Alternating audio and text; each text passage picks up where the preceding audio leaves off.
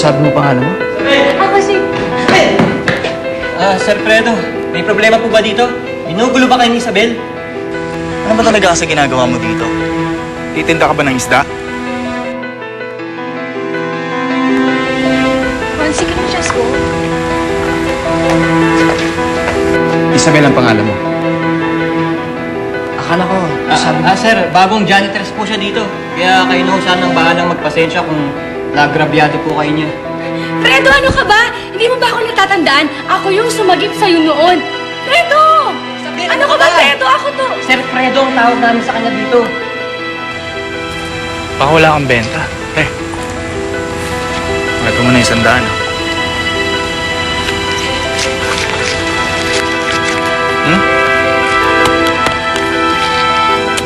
Fonzie, ano ba? Go! Kaya ang bahala sa kanya. Dali sa ospital yan, baka nabago kang ulo. Sandali lang, saan tayo? Ano ka ba? Kilala mo ba siya?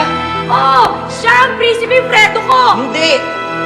Anak siya ng may-ari ng kumpanya natin. Siya ang bagong presidente dito.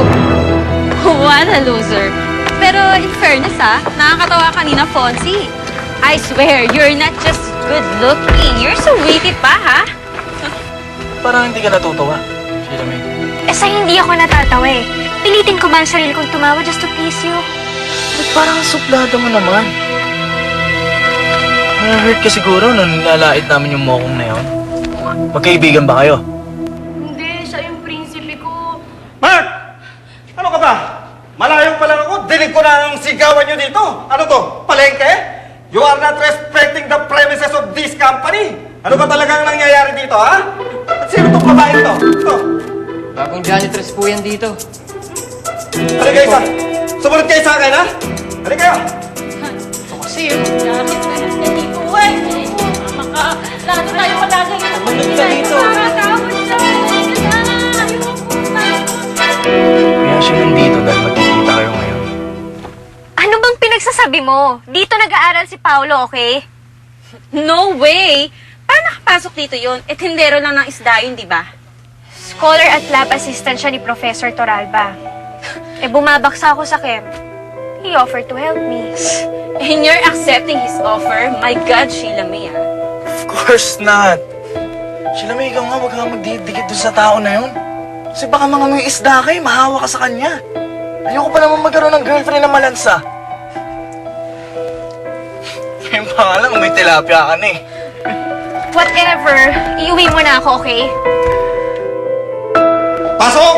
Pasok! Pasok!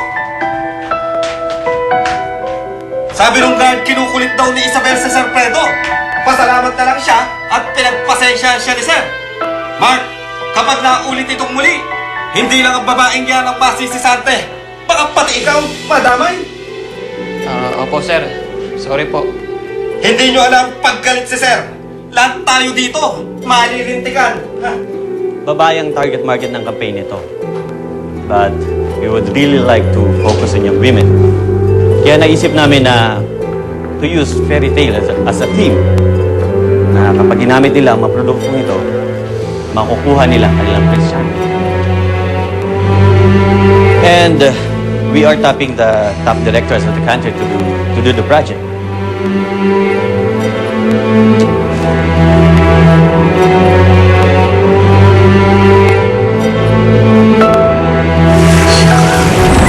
Ako si Jessie Bell. Uy, sir, ako hindi ako kasali doon na. Umawat lang ako talaga.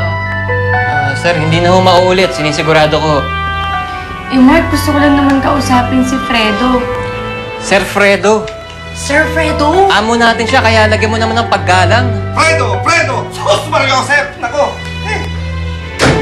Fredo, I was asking you kung nagustuhan mo ang presentation ni Gildo. I don't mind doing the presentation again for you. Mukhang di mo kasi nadinig. Oh, I thought it was boring.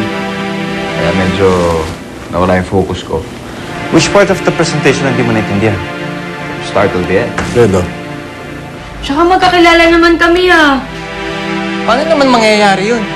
Tsaka kung totoo man yung sinasabi mo, hindi ka na niya kilala. Hindi ka na niya natatandaan. Kaya tigilan mo na yung pag-iilusyon mo. Mark, Ayusin mo yan, ha? Excuse me po. Delikado tayo dyan. Sige na, sige na. Lumabas na kayo. Excuse me po. I liked it, Gildo. Meron lang ako mga konting suggestions to make the campaign stronger. Overall, very good. Congratulations. Thank you, sir. Well,